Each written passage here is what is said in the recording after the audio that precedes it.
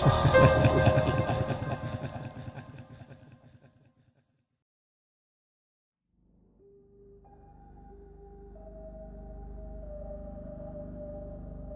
guys, I'm posting this from my account, but it's not my story. It was dictated to me in the understanding that I would then post it on my own. They get anonymity, I get imaginary internet points, so it's a win-win.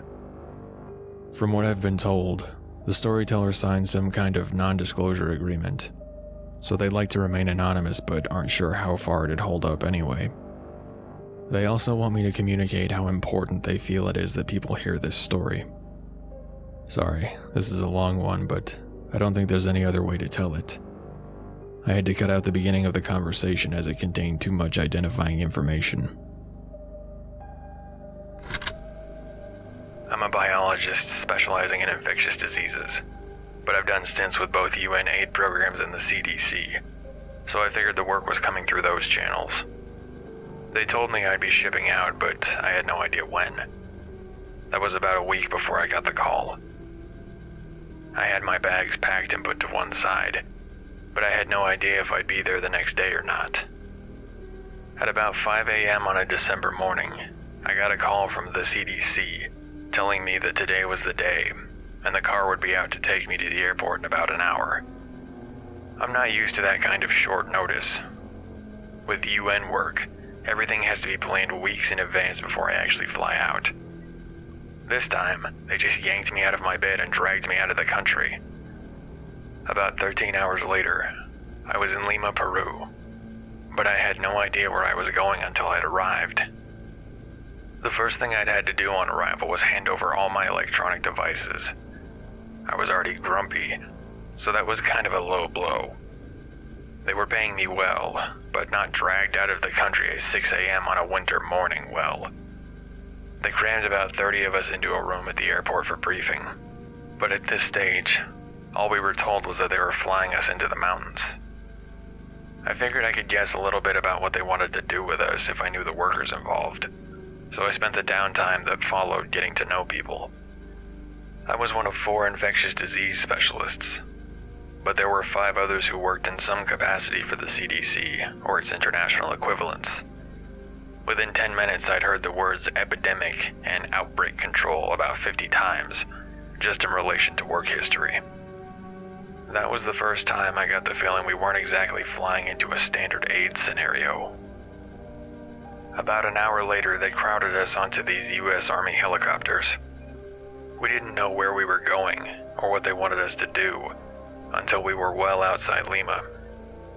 Everybody got these yellow envelopes with an agreement stuck to the front that said we had to sign before opening, basically agreeing that we wouldn't disclose anything we were told under pain of lawsuit, yada yada yada. I was suspicious, but I've been handed these agreements before, usually where a company has fucked up and doesn't want the public to find out. About 3 words into the first page, I realized that wasn't the case here. We're heading high up into the Andes to investigate a village that disappeared.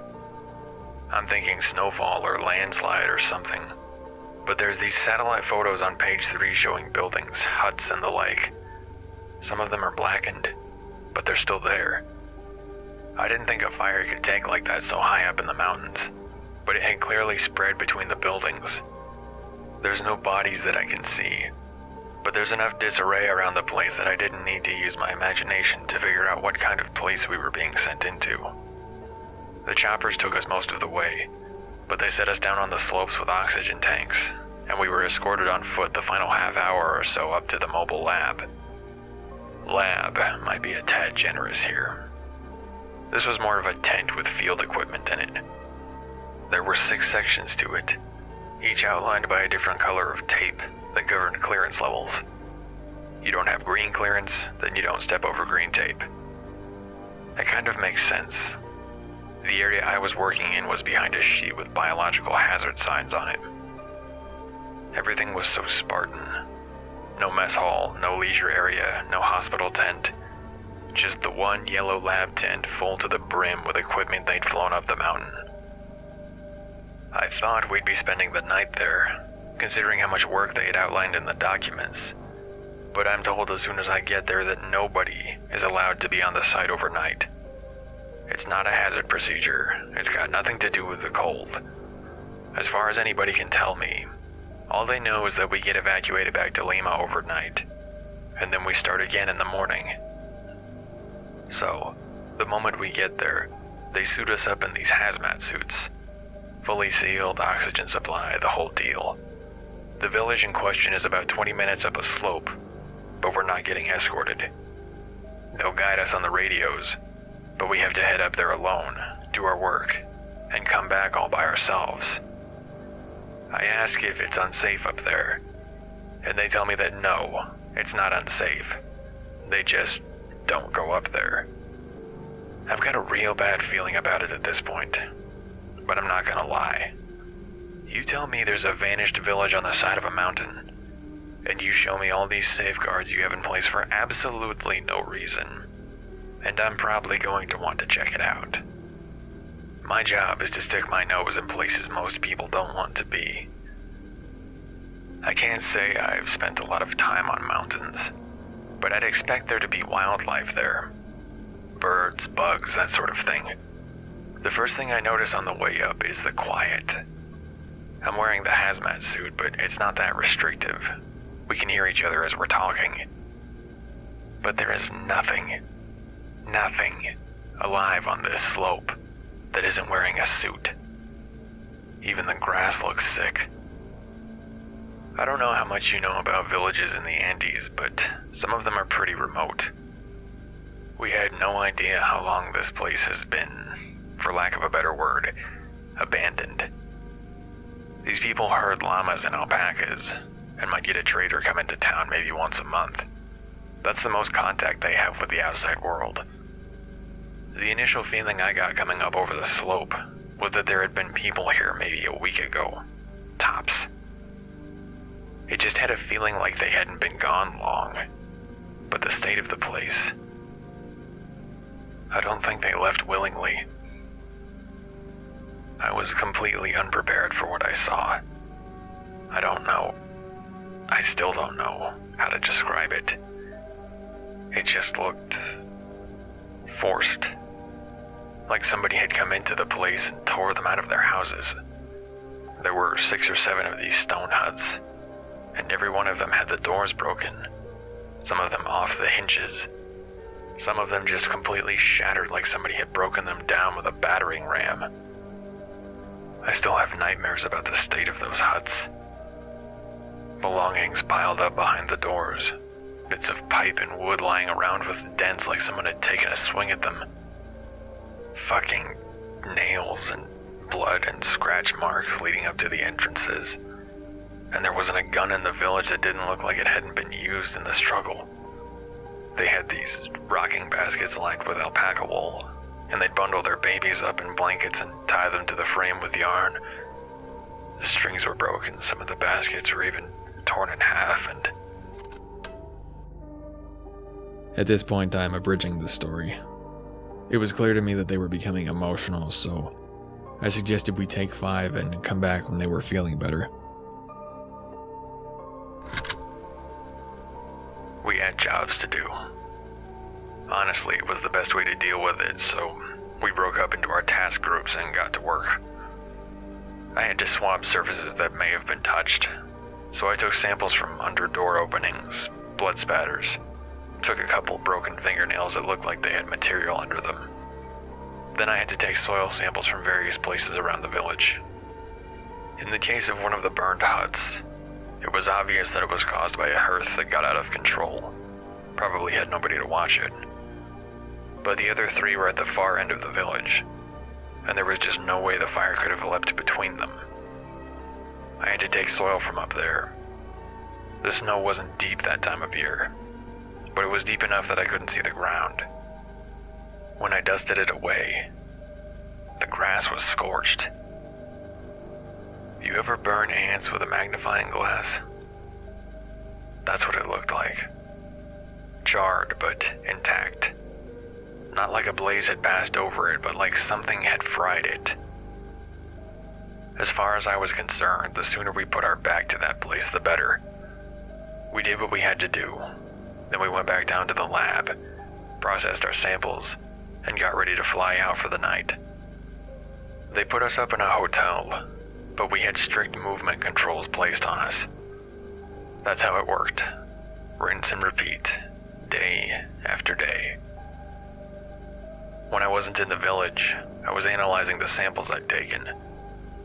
We used auger plates and microscopes mostly, and I could identify the majority of the cells by sight. Hair, skin, blood or saliva, bits of broken nail. But anything I took from a surface that might have been touched by an intruder, I got these weird black blotches that I couldn't identify. Some of them had the look of cells, so I tried transferring them to growth mediums. Wouldn't take. They weren't active. They had no DNA that I could identify. They were just anomalous. I didn't know what I was looking for. Nobody told us what happened up there, and a lot of the information I received came with instructions that I'd not shared with anybody, including members of my own team. The info was being portioned out so restrictively, and I felt like I was missing all these pieces to the puzzle that I needed in order to do my job. So I started looking for answers. If I asked base staff, I'd get a shrug. If I asked somebody official, I'd get a speech about how the higher-ups were making sure everybody knew what they needed. Nothing more. I don't know how much they expected us to keep to ourselves, especially while we were working unsupervised up in that nightmare. Eventually, details started to get out. Magnetic anomalies, unusual presences of isotopes, Geiger counter readings that weren't right. These people were pastoral farmers. They raised llamas and alpacas as livestock, but their animals were nowhere to be seen. You know what happened to them? The first flyby of the village found 50 or so carcasses scattered half a mile down the slope. They'd all run off a cliff to their deaths. The morale was kind of shitty. Everybody felt like we were dealing with some kind of disaster scenario, but nobody knew what or why or how or anything relevant. I figured, I'm not military personnel, so they probably can't court-martial me if I go snooping around. This tent wasn't exactly Alcatraz, and the info that wasn't on somebody's personal laptop was in a folder on a rack. One day, one of my managers leaves one of them lying around, and I take a moment to flip through while nobody's watching. About halfway through, I find this letter with the contact details blacked out, and these 3 letters jump off the page at me. E-B-E. Now, I've watched enough TV to know what an extraterrestrial biological entity is. Mind you, I don't know if that's what this EBE meant. The info around it was either codified or too technical for me to decipher. Could be I was wrong. Could be it was just another piece of technical jargon I took out of context. But suddenly, a lot starts to make sense. I don't know if I want to be the person pushing alien cells around under a microscope, but the way the tent was set up made a lot more sense. So that was my life for about 3 weeks. They'd fly us in the morning, we'd do our work, maybe go back up to the village to take some samples, maybe just work with what we already had and report back in the evening that we didn't know anything more than we had yesterday. I had no idea how long they wanted me there. I wasn't allowed to call my kids. My life was in total lockdown. I was ready to work as long as I needed to, but the lack of answers was pissing me off. And then it was over. We flew up the mountain one morning to start work for the day. Only the tent was shredded. Open through the top like a Christmas present. Everything, all our work, scattered down the mountain as if a hurricane had blown through. The choppers did one circle of the area, turned back towards Lima, and we never went back. I was on a flight that night with specific orders not to tell a living soul what I'd seen up there. If I could do that, there'd be more work for me in the future. They didn't say what would happen to me if I broke my silence, but I can read between the lines. That was in 2003. Through my own experiences and conversations I've had with colleagues, I know of some 15 or so similar occurrences like this. All remote, all high altitude. Eventually, they told us it was some kind of airborne high altitude pathogen, but I don't buy that for a second. Where are the bodies? You know what I think? I think there's something out there picking off human settlements. Think about it. Oxygen is one of the most reactive elements. Maybe they don't cope well with it, so they go high where the air is thin. I don't know what they're doing, or what they want. But I know for sure, it ain't peaceful. Barring these jobs, I've never willingly set foot above 10,000 feet since. Although, that's pretty conservative. I don't hike. I don't go outside cities at night. I like to stay as close to sea level as I can. Hell, if there was a city in Death Valley, that'd be where I live. And this shit